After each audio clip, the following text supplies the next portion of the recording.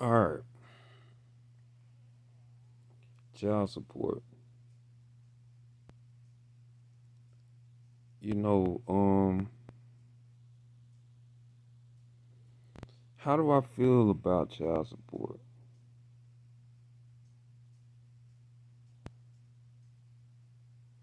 How do I feel about child support?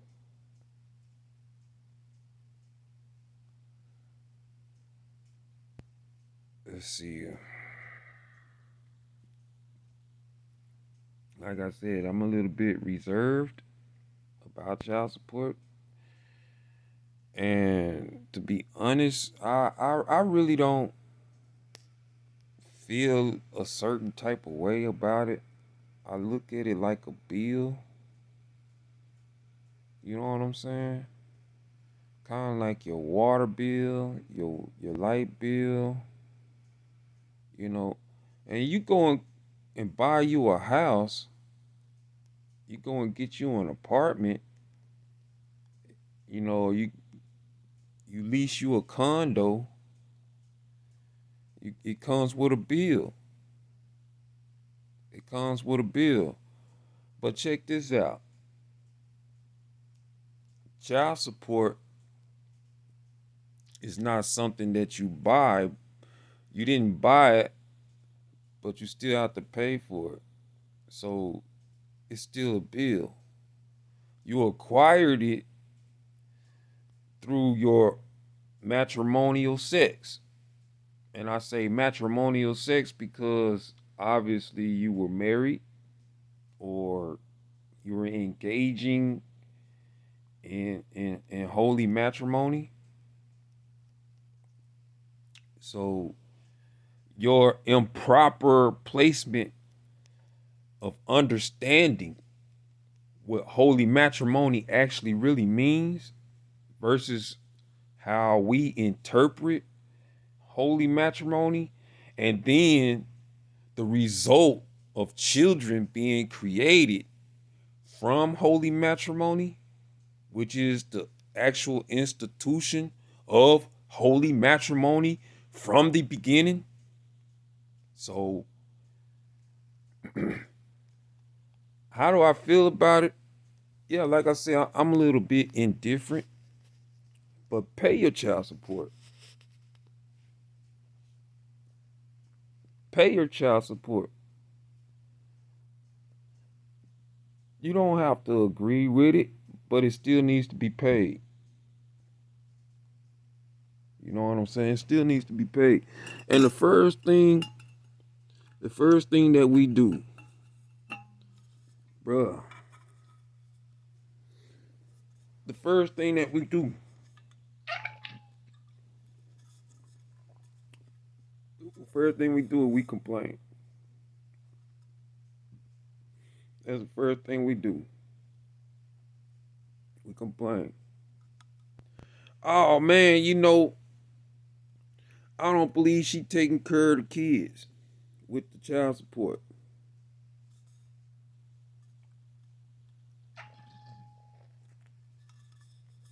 Bruh, let me tell you something. You say your child support is a let's just do the math. All right. I've heard a lot of people complain about child support. Oh man. I can't even begin to I can't even begin to utter the words that people have complained and complained about child support. Okay. Now, how do I feel about child support? Like I say, myself, I'm indifferent about it. I'm neither pro versus con. And when I mean child support, I'm talking about, the Office of Attorney General. Now, when you talking about the Bible with child support, and if you got co-parenting skills, And when I say co-parenting skills, like the way that I do, co-parenting skills. Number one, you have to understand biblical principle when it comes down to holy matrimony. You have to understand the Bible when it comes down to holy matrimony. And I think that's the very first misconception that we as black men, I don't really like talking up on the white man, you know, like that too much when it comes to relationship, marriage, uh, because really the white man, the white man can't the white man can't teach me how to love a woman. How the hell someone who rapes women, murders women, someone who takes children and throws them to alligators and crocodiles and sharks for fish food, then turn around and take other children and put them up and throw baseballs at them and dunk them in water so that they can have a laugh at a carnival, hitting them in the face with baseballs and things like that. Picnics, lynchings, and things. How the hell can you teach me any fucking thing about affection, sympathy, empathy? How the fuck are you gonna show me how to be empathetic? When you look at American history is the reverberation of world history, of what the white man has done to the world.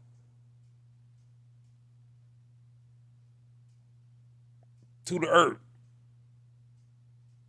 You can't understand that the white man is the devil that the Bible speak about. And he spread his seed any way possible.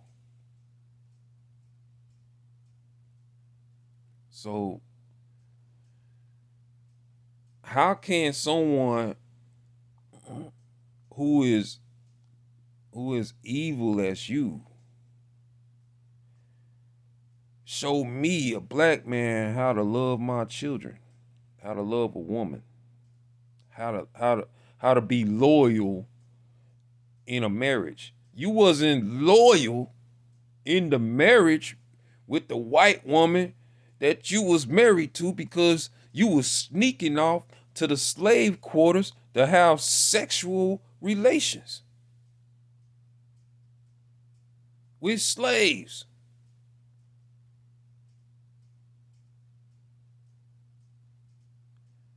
The hypocrisy that comes out of white people.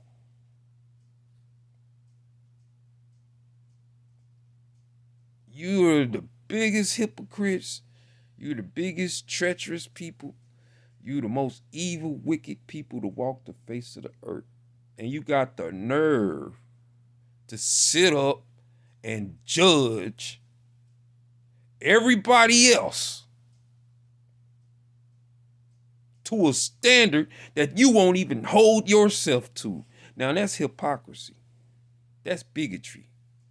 That's extortion.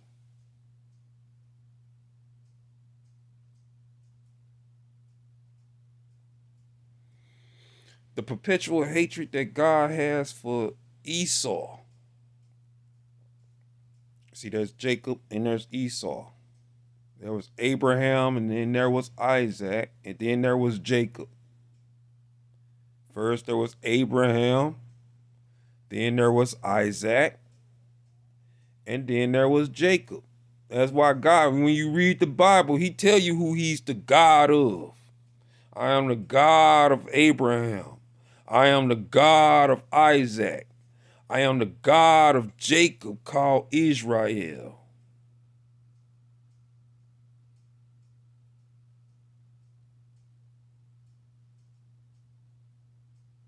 When Moses approached the Lord, the angel of the Lord appeared in the fiery bush, and it spoke to Moses before he even turned around and said, "I must turn around and see this great sight." He said, "Do not come up here."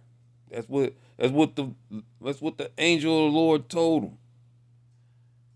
Said, "Do not come up here. In fact, take off your shoes from your feet, because the place that you standing is holy ground."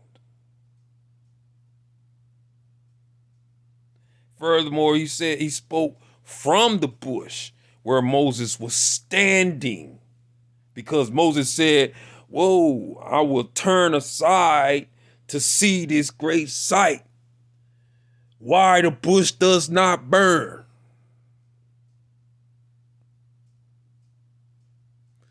But as he turned, the angel of the Lord called out to him and said, "Moses, do not come up here, because the place that you're standing is holy ground."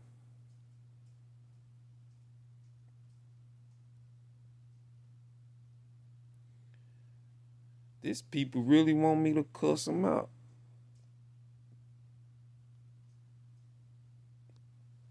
I'm not going to. See, I'm going to wait till I finish, and then I'm going to answer the phone the next time they call, then I'm going to cuss their ass out righteously. Okay, so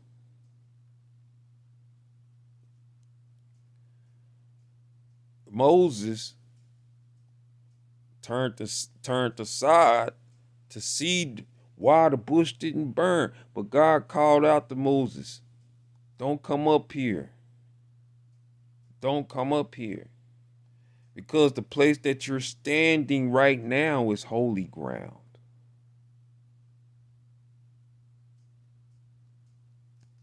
The place that where are you standing right now is holy ground.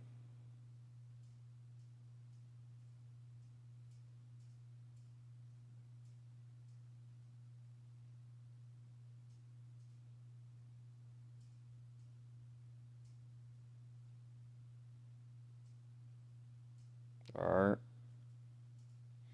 Now you as a woman,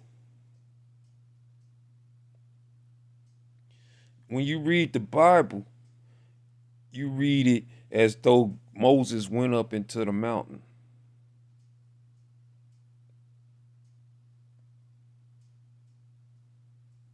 That's the way they read it. Like Moses actually climbed up into the mountain, stood right in front of the bush. Because that's what they show you. But that's not what the Bible say. That's not what the word of God say. And in some movies, they got him where he's actually putting his hand inside the bush. I'm like, are you trying to get destroyed?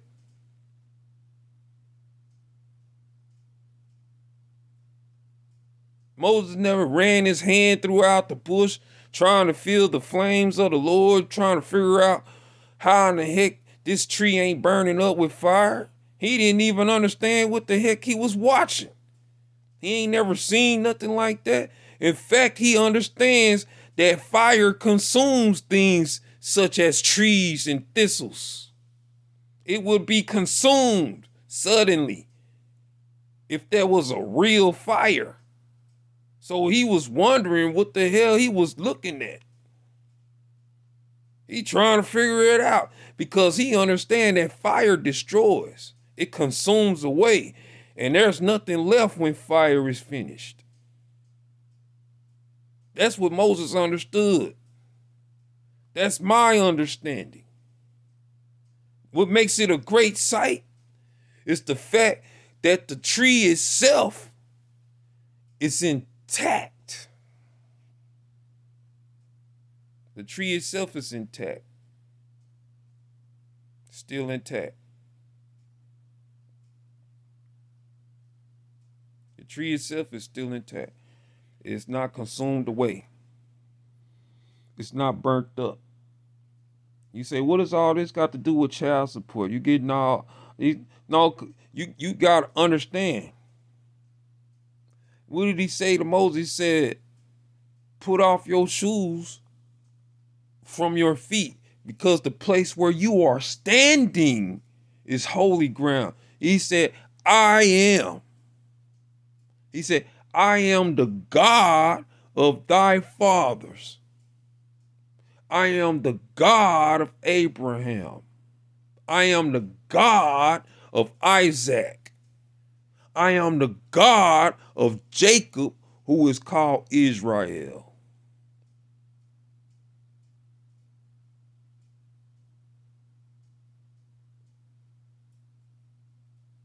He identified who he was.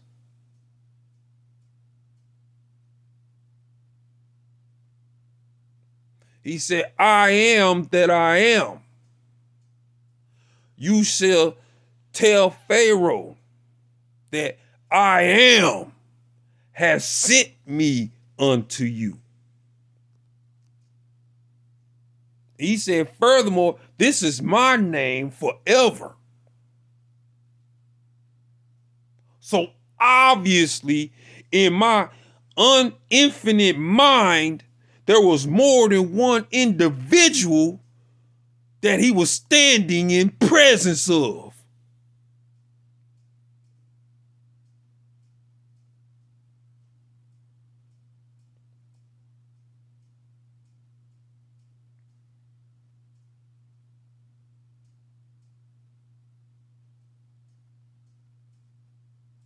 He was in front of the presence of the Father.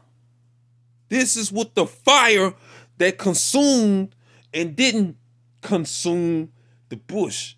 The bush was on fire. Anything that's on fire is consumed. It just didn't consume away. It was still intact. The destructive nature of fire was not in the fire itself.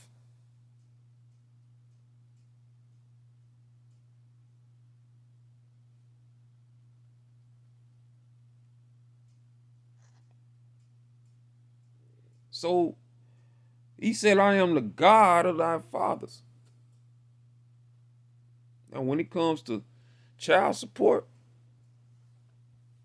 say what they got to do with child support. What did God say to Moses? He said, furthermore, I'm sending you unto Pharaoh.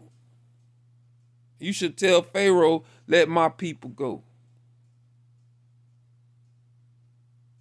And he made it an issue against them, said that they may come and worship me. First off, they're my people. I could have just came through Egypt in one day and wiped every last one of you clean off the face of the earth. There wouldn't have been a trace of you. You would have been as Sodom and as Gomorrah.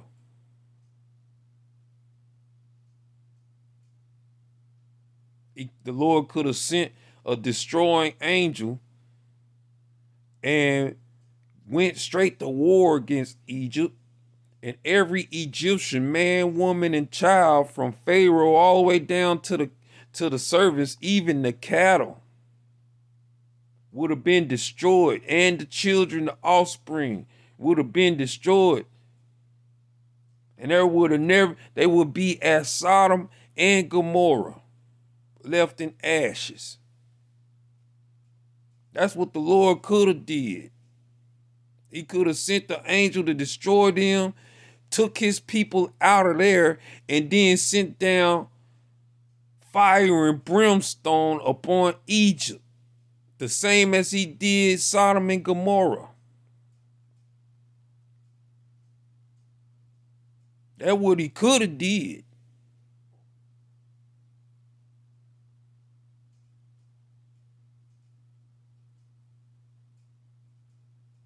He could have did that. But he reserved that for the last days. You know why? Because one thing God understands, that I understand also, that fire purifies. There's a purification in the nature of fire. It extinguishes evil, corruption. All right. So when it comes down to child support, how can you expect a devil who's out to destroy you, to manipulate you, extort, take away, rob, kill, and steal? Bear false witness, lie, extort, and then turn around and victimize you, and then put the accountability and responsibility on the victim. Why are you like this? What you mean? Why are you so victimized by the white man? It's by the system. What? Then they want to jot down in their tablets like they really doing, like they really trying to have some kind of understanding. And it's all just a game, fun and games to them. When if any race was to do the white man remotely the same way as he has done black people over the course of history, world history, let another race come and do the white man the same way. The white man wasn't too happy when the Japanese came and bombed Pearl Harbor. They wasn't happy at all.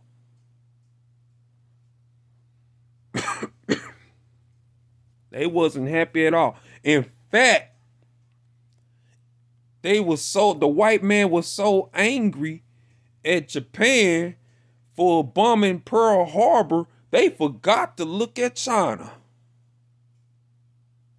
They were so hell bent on Japan.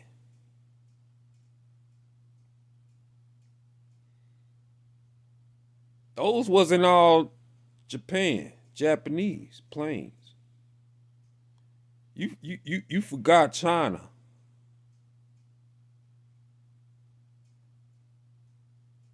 But the white man couldn't go to war against Japan and then go to war against China.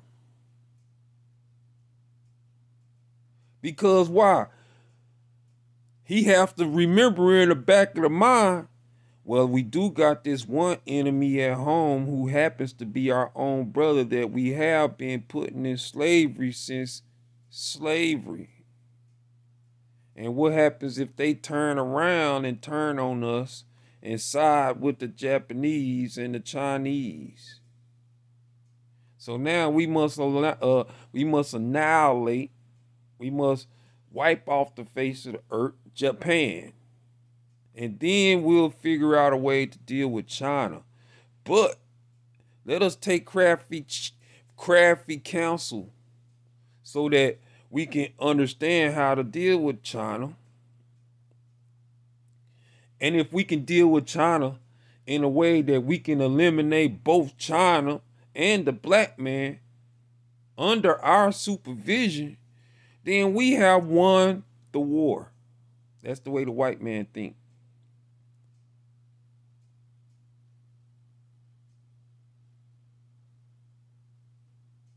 So they play that over and over and over again.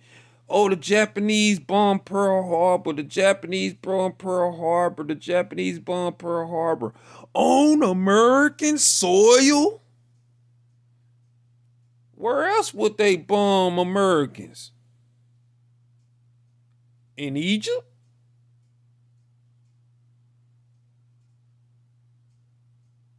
You say, what all that got to do with it? You talking about child support. Now you talking about, seem like you're getting off the subject. You talking about world wars. Now you talk about Bible. Now you talking about world war. Thought it was supposed to be about child support. Why is it not?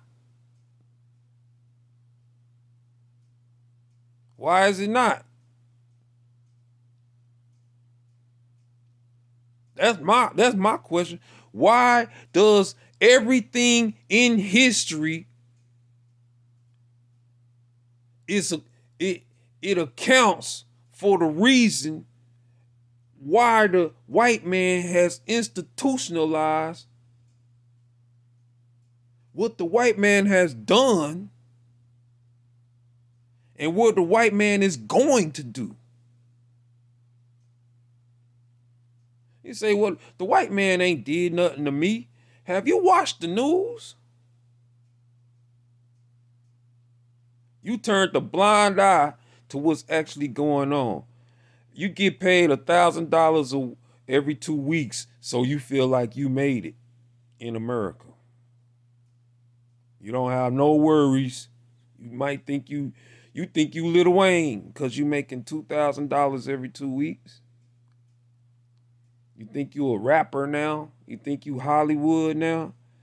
Nigga, I'm from Hollywood. Nigga, I'm from California.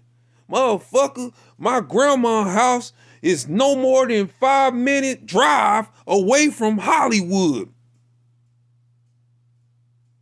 You look over the backyard, you see nothing but Hollywood. And damn near everybody that walks over by West 29th Place have a Hollywood mentality.